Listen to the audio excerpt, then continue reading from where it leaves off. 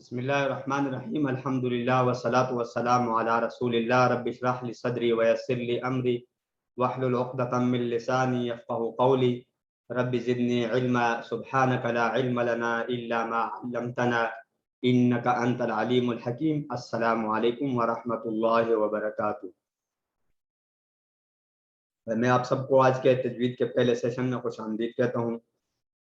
جیسے کہ ہم نے الحمدللہ گزشتہ ہفتے QC1 کا انٹرو لیسن کر لیا، تو اس میں ہمارا یہ بھی اناؤنس ہوا تھا کہ ہم انشاءاللہ ساتھ میں ہمارا ایک آپشنل ایک سیشن ہوا کرے گا جس میں ہم بیسک مخارج کے حوالے سے انشاءاللہ بات کریں گے۔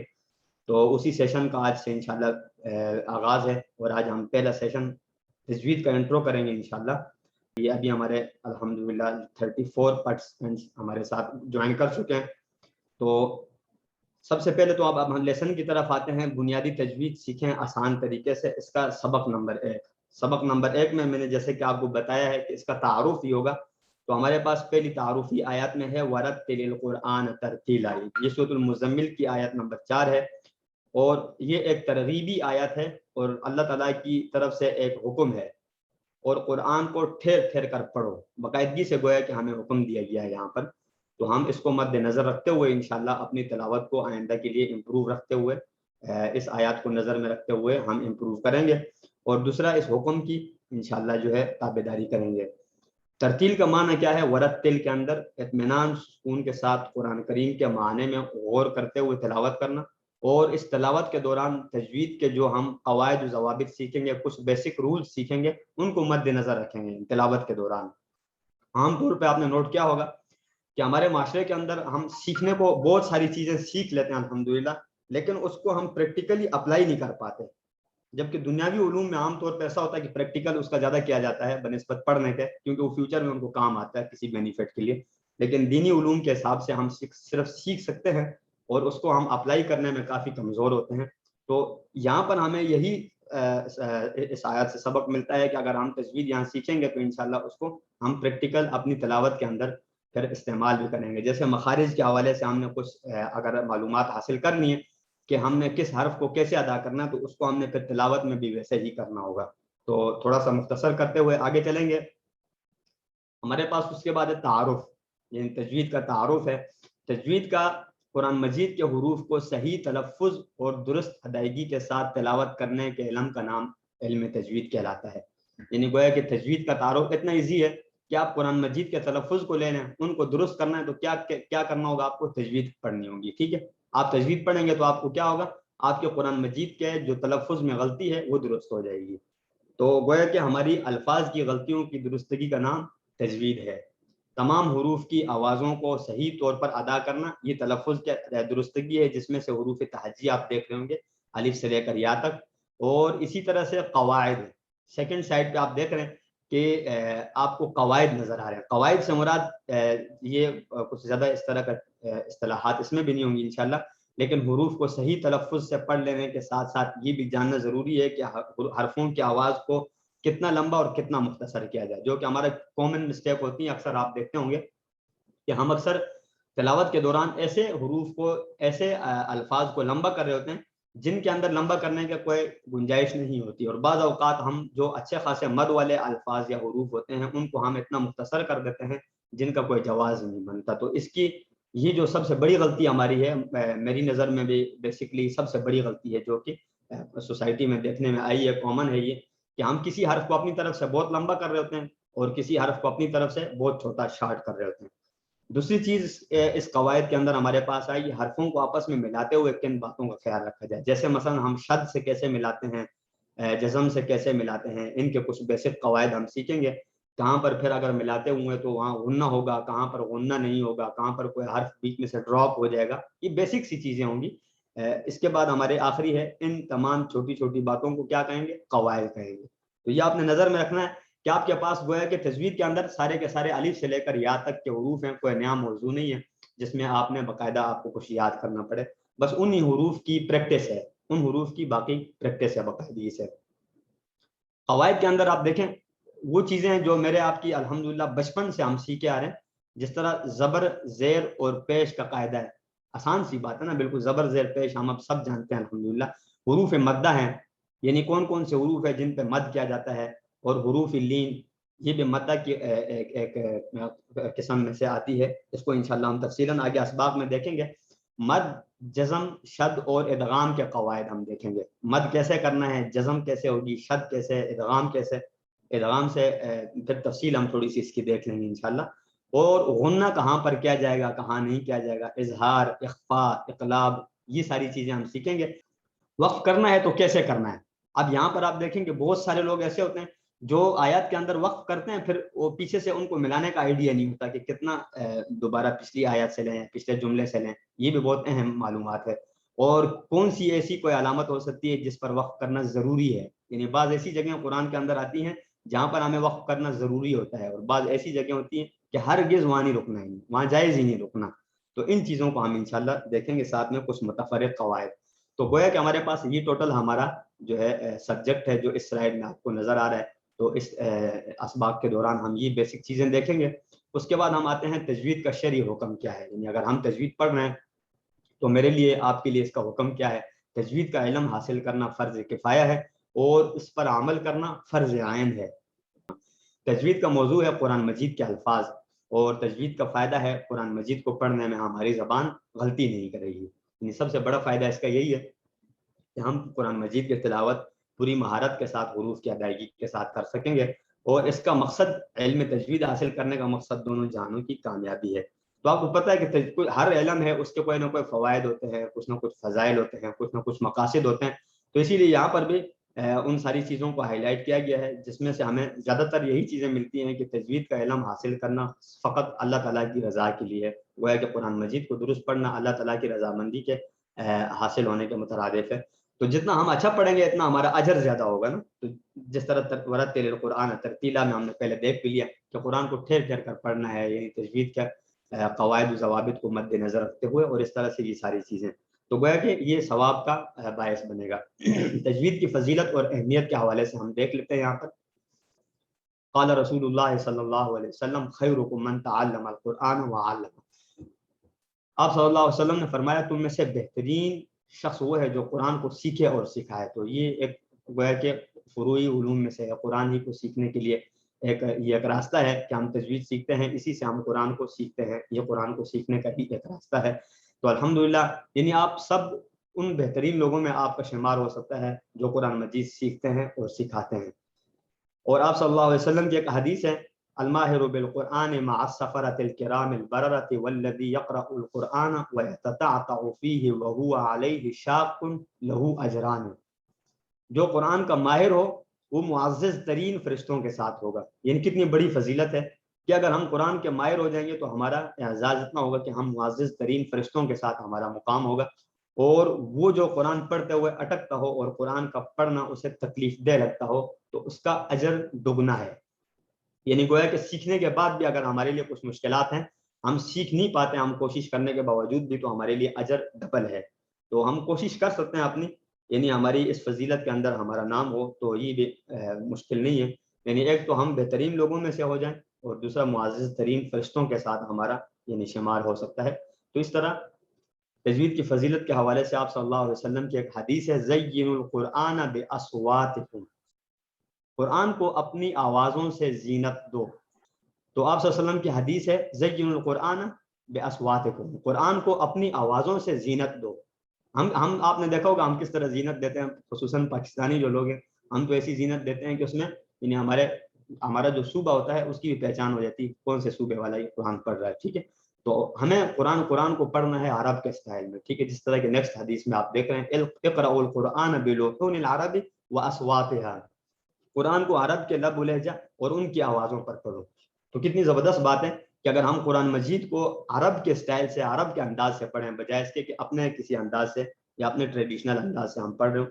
تو یہ ساری چیزیں ہم مد نظر رکھتے ہوئے انشاءاللہ تھوڑا سا اس ٹاپک کو مزید انٹرسٹنگ کریں گے اور آگے ان چیزوں کو سیکھیں گے. سب سے پہلے ہم آتے ہیں آج کا ہمارا جو مین ٹاپک ہوگا، جو ہمارا موضوع ہے وہ لحن ہے، یعنی غلطی کی اقسام ہے، اس کا حکم ہے. تو لحن کا معنی ہے قرآن کریم کو پڑھنے میں غلطی کرنا. اور لحن کی دو قسمیں ہیں، ایک ہے جلی اور ایک ہے خفی. لحن جلی اور لحن خفی بہت فیمس ہے یہ اصطلاحات. لیکن آپ میں سے اگر کچھ نئے ہوں گے تو ان کے لیے انشاءاللہ یہ نہیں ہوگی، وہ اس کو سمجھ پائیں گے آج سے۔ لحن جلی کا مطلب ہے واضح اور نمایاں غلطی، یعنی ایسی غلطی جو بالکل کلیئر غلطی ہو، یوں سمجھ لیں کہ اس کے اندر ٹرانسلیشن کا بھی اس میں دخل ہو سکتا ہے، یعنی چینج ہو سکتا ہے، اور وہ الفاظ کے اعتبار سے بھی چینج ہو سکتی ہے، تو یہ لحن جلی واضح غلطی ہے۔ اور لحن خفی جو پوشیدہ معمولی غلطی، باریک غلطی، جس کو ہم اردو میں اکثر استعمال کرتے ہیں، یعنی جس غلطی سے باقاعدہ کوئی ایسا زیادہ اثر نہ پڑتا ہو لیکن غلطی ہو بہرحال وہ۔ لحن جلی کی کچھ مثالیں آپ دیکھیں گے انشاءاللہ آپ کے لیے زیادہ کلیئر ہو جائے گا کہ ہمارے پاس ایک جملہ ہوتا ہے جو ایکچولی صحیح اس کی پروناؤنسیشن ہوتی ہے اور ایک اس کی غلط پروناؤنسیشن ہے۔ تو اس میں آپ دیکھیں کہ ہمارے پاس کچھ حروف ہائی لائٹ کیے ہوئے ہیں ان الفاظ کے اندر، اور ان حروف کو ہائی لائٹ اس لیے کیا ہے کہ یہ لحن جلی میں آتی ہے یہ غلطیاں۔ تو لحن جلی سے مراد اب ایک تو یہ ہو گیا کہ ہم اگر کسی حرف کو دوسرے حرف سے تبدیل کر دیتے ہیں تو وہ لحن جلی کہلائے گی، چھوٹی غلطی نہیں ہوگی، بڑی غلطی۔ اور جو میری اور آپ کی تقریباً ہم میں سے یہ یوں سمجھ لیں کہ 50% تو بلا مبالغہ ہم یہ غلطی کرتے ہیں، الحمدللہ رب العالمین، ٹھیک ہے۔ تو یہ بہت بیسک سی غلطیاں ہماری جو کہ لحن جلی میں آتی ہیں۔ تو الحمد، آپ دیکھ رہے ہیں پہلی سائڈ پہ ہمارا کریکٹ جو پروناؤنسیشن ہے وہ ہے الحمد، ہا ہے نا، تو نیکسٹ سائڈ پہ آپ دیکھیں کراس جو کیا ہوا ہے اس میں الحمد، تو ہم کون سا چوز کرتے ہیں اکثر؟ ہمارا اکثر یہ سیکنڈ سائڈ والا ہوتا ہے نا کہ فرسٹ سائڈ والا۔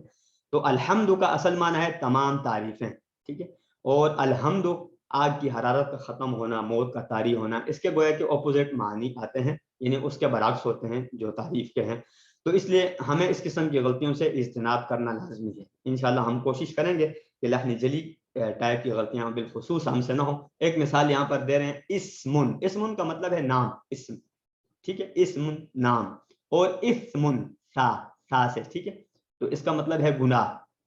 تو اگر میں آپ سے پوچھتا ہوں مثلا طاہر صاحب سے میں پوچھتا ہوں ما اسمک، تو اس کا مطلب کیا ہوگا؟ اس کا مطلب یہ نہیں ہوگا کہ میں ان سے نام پوچھ رہا ہوں، میں ان سے پوچھ رہا ہوں آپ کا گناہ کیا ہے۔ تو اس طرح دیکھیں آپ ٹرانسلیشن کتنی اپوزٹ ہو جاتی ہے، اسپیشلی جو عرب لوگ ہوں گے ان کے نزدیک کتنا بری بات ہوگی اگر ہم اس کو کہیں ما اسمک، تو کہیں گے میرا نام، میرا گناہ تو کوئی نہیں ہے، ٹھیک ہے۔ اگر ہم کہیں گے ما اسمک سین سے تو وہ سمجھ جائیں گے کہ یہ میرا نام پوچھ رہے ہیں۔ تو اس طرح سے آپ دیکھیں چھوٹا سا ایک ساؤنڈ تبدیل کرنے سے پورا جملہ ہی تبدیل ہو جاتا ہے۔ اسی طرح ایک ہمارے پاس جملہ ہے یہاں پر ذلہ، ذال کے ساتھ، وہ ذلیل ہوا، اور ذلہ وہ پھسلا، تو ان دونوں میں ہم اکثر ذلہ پڑھ دیتے ہیں بجائے ذلہ کے، یا ذلہ کو ہم ذلہ پڑھ دیتے ہیں، ذلہ کو ہم ذلہ، تو ایک دوسرے کے ساتھ میکسنگ ہو رہی ہوتی ہے زیادہ۔ تو اس طرح سے ان کو ہم نے انشاءاللہ پرفیکٹ پڑھنا ہوگا، اس کی ہم انشاءاللہ پریکٹس کریں گے، ایسا نہیں کہ میں صرف آپ کو شو کرا رہا ہوں، یہ ہم نے ساری چیزیں کور کرنی ہے انشاءاللہ ان فیوچر۔ ایک ہماری لحن جلی کی مثال یہاں پر دی ہے تین تا کے ساتھ، تو تین کا مطلب ہے انجیر، والتین والزیتون، اللہ تعالیٰ نے جو قسم کھائی ہوئی ہے انجیر کی، ٹھیک ہے، اور تین کا مطلب ہے مٹی، ٹھیک ہے، توین تو کے ساتھ ہے۔ تو اس طرح سے اگر ہم تین کی جگہ تین لگا دیتے ہیں بات الٹی ہو جائے گی، والتین والزیتون اگر ہم کرتے ہیں تو بات الٹی ہو جائے گی، ٹھیک ہے، یعنی قسم ہو جائے گی مٹی کی بجائے انجیر کے۔ اسی طرح اگر ہم تین کی جگہ کہیں لکھا ہوا ہے کہ انسان کو مثلا مٹی سے پیدا کیا، وہاں تین لگا دیتے ہیں انجیر سے پیدا کیا ہے، تو وہ بھی بات الٹی ہو جائے گی۔ تو اس طرح کی جو غلطیاں ہیں اس کو آپ یوں سمجھیں کہ جو ہماری کامن مسٹیکس ہیں وہ عام طور پر لحن جلی میں آتی ہیں، خفی میں نہیں آتی، یعنی بڑی غلطی میں آتی ہیں، تو اس کی کریکشنز ہمارے لیے بہت لازمی ہے۔ ایک بہت فیمس مثال ہماری نیکسٹ سلائیڈ میں آپ دیکھ رہے ہیں، ہمارے پاس ایک جملہ ہے قل، اب اس کو قوف ہم پڑھتے ہیں نا، قل کہہ دیجئے، اور ایک ہے کل کھائیے، تو ہم اکثر کیسے استعمال کرتے ہیں؟ قل یا ایھا الکافرون، قل هو اللہ، اس طرح ہم قل اعوذ برب الفلق، چاروں قل پڑھ لیجئے۔ تو اس طرح کے ہماری اصطلاحات جو ہے نا یہ تقریباً یعنی تجوید کے اعتبار سے یا عرب کی اپنی جو لینگویج اصل لینگویج ہے اس حساب سے یہ غلط ہو جاتی ہے قل، ٹھیک ہے۔ اگر میں آپ سے کہتا ہوں کہ قل، اس کا مطلب ہوگا کہہ دیجئے، اور میں اگر آپ سے کہتا ہوں قل تو اس کا مطلب کھائیے، تو ہم ایک دوسرے کو کیسے کہہ رہے ہوتے ہیں؟ یعنی ہم اگر کوئی سینٹینس میں استعمال کر رہے ہیں، اگر ہم قل کی جگہ قل استعمال کریں تو اس کا مطلب ہم اس کو کہنے کے لیے کوئی بات نہیں کر رہے بلکہ ہم اس کو کھانے کا پیکیج دے رہے ہیں، ٹھیک ہے۔ تو اس طرح یہ ساری چھوٹی چھوٹی غلطیاں آپ نے نوٹ کرنی ہوں گی۔ ساتھ ساتھ علیم، عین کے ساتھ آپ دیکھیں علیم جاننے والا، اور علیم دردناک، اب دیکھیں دردناک میں اور جاننے والے میں دونوں میں جو نا ڈفرینس ہے۔ تو اللہ تعالیٰ کی صفات میں کئی جگہ علیم لکھا ہوتا ہے، ہم اس کو نعوذ باللہ علیم پڑھ دیتے ہیں، ٹھیک ہے۔ ایک ہمارے پاس لحن جلی کی صورت ہوگی حرکت کو حرکت سے بدل دینا، یہ آپ نوٹ کر لیجئے ذرا۔ ایک پہلے ہم نے کیا پڑھا تھا؟ حرف کو دوسرے حرف سے تبدیل کرنا، مثلا الحمد الحمد، بیسک کے لیے آپ یہی مثال یاد رکھیں، ٹھیک ہے، ایک حرف کو دوسرے حرف سے بدلنا، یہ لحن جلی ہے. اور لحن جلی میں ایک اور ٹائپ کی بھی ہو سکتی ہے، وہ کیا ہے، یہاں پر ہم دیکھ رہے ہیں ایک حرکت کو دوسری حرکت سے بدل دینا، یعنی زبر کو پیش کر دینا، پیش کو زبر کر دینا، ایسا کچھ اگر آپ کریں گے تو یہ بھی لحن جلی میں آئے گی، بڑی غلطی میں آئے گی. جس طرح قتل داود جالوتا، اب دیکھیں قتل داود پیش لکھا ہوا نا داود، اور جالوتا پہ زبر لکھا ہوا ہے، تو داود علیہ السلام نے جالوت کو قتل کیا. اس کے نیکسٹ سائڈ پہ آپ دیکھیں قتل داود جالوت، جالوت نے داؤد علیہ السلام کو قتل کیا. ٹرانسلیشن آپ دونوں کی دیکھیں گے تو برعکس ہو جاتی ہے، ٹھیک ہے. تو اس طرح سے عربی کے اندر جو ہم ڈفرینس نکالتے ہیں افراد کا، یعنی اس کے اندر فاعل کون ہے، مفعول کون ہے، جس کو آبجیکٹ سبجیکٹ آپ اپنی اصطلاحات میں استعمال کر سکتے ہیں، وہ آپ پیش اور زبر سے ڈیفائن کرتے ہیں. آپ کو زبر اور پیش بتاتی ہے کہ کس نے کیا کیا اور کس پر کیا گیا، یعنی کس نے کھایا اور کس چیز کو کھایا نا. تو یہ چیزیں جو ہے نا انشاءاللہ ہمیں ساتھ ساتھ پتہ چلیں گی ان فیوچر، ہم کورسز بھی ساتھ ساتھ جاری رکھ رہے ہیں الحمدللہ QC1 کے. تو اس طرح سے ہمیں حرکات سے پتہ چلتا ہے. تو یہاں پر آپ دیکھیں کہ اگر ہم حرکات کو الٹی کرتے ہیں تو افراد تبدیل ہو جاتے ہیں، ٹھیک ہے. تو یہ غلطی لحن جلی میں آئے گی، اس کو بھی آپ نوٹ کر لیجئے. اب ہم آتے ہیں لحن جلی کا حکم کیا ہے. ایسی غلطی کرنا بہت سنگین ہے اور جان بوجھ کر ایسے کرنے والا گناہگار ہوگا. لحن جلی کا حکم ہے کہ ایسی غلطی کرنا بہت سنگین ہے اور جان بوجھ کر ایسے کرنے والا گناہگار ہوگا، ٹھیک ہے. اور لحن خفی کی طرف اب ہم آتے ہیں، بلا تاخیر تصر ہوتا ہے. تو لحن خفی جو ہے پوشیدہ اور غیر واضح غلطی کو کہا جاتا ہے، اور ایسی غلطی سے معنی میں کوئی تبدیلی تو نہیں آتی. جیسے مد کی جگہ آپ مد نہ کریں، جس طرح جاء، اب 3 سیکنڈ تک میں نے آواز تقریباً جاری رکھنی ہے، تو اس کو اگر میں جاء پڑھ دیتا ہوں تو بات وہی ہے کہ ٹرانسلیشن میں کوئی فرق نہیں آئے گا، لیکن اس کی جو خوبصورتی ہے تلاوت کی وہ وہاں پر ختم ہو جائے گی. تو سورۃ الفاتحہ کو آپ دیکھ رہے ہوں گے، سورۃ الفاتحہ کو انشاءاللہ ہم نیکسٹ ویک اسی طرح پریکٹس کے ساتھ دیکھیں گے کہ ہماری کون کون سی غلطیاں اس صورت کے اندر ہیں. اور اب ہم آپ یہاں پر دیکھتے ہیں کہ ہمارے پاس سورۃ الفاتحہ کے اندر کامن مسٹیک میں کس طرح کی ہوتی ہیں. جس طرح بسم اللہ الرحمن الرحیم، ہا والی 2 غلطیاں ہیں، رحمان الرحیم ہم کر رہے ہوتے ہیں، اس کو آپ دیکھ رہے ہوں گے. یہ سورۃ الفاتحہ کی صرف یہاں بتائی جا رہی ہیں، صرف ہماری سمجھ کے لیے. دوسرا ہے الحمد للہ رب العالمین، تو اس کو عام طور پر ہم غلط پڑھتے ہوئے الحمد للہ رب العالمین پڑھ دیتے ہیں، ٹھیک ہے. تو یہ بہت کامن سی مسٹیکس ہیں یہ بھی. اور الرحمن الرحیم کو ہم الرحمن الرحیم پڑھ رہے ہیں غلطی سے، ٹھیک ہے. الرحمن الرحیم سارے نہیں پڑھ رہے ہوں گے، میں سب کو جو ہے نا وہ بلیم نہیں کرتا، لیکن اکثر ہم میں سے اس قسم کی غلطیاں کر رہے ہوتے ہیں. ایاک نعبد و ایاک نستعین، اس کو ہم غلطی سے کیا پڑھ رہے ہوتے ہیں، ایاک نعبد و ایاک نستعین، ٹھیک ہے. اس طرح سے ہم عام طور پر پڑھ رہے ہوتے ہیں جو سننے میں آیا. اہدنا الصراط المستقیم، اس کو اکثر غلطی سے ہم اہدنا الصراط المستقیم پڑھ رہے ہوتے ہیں، ٹھیک ہے.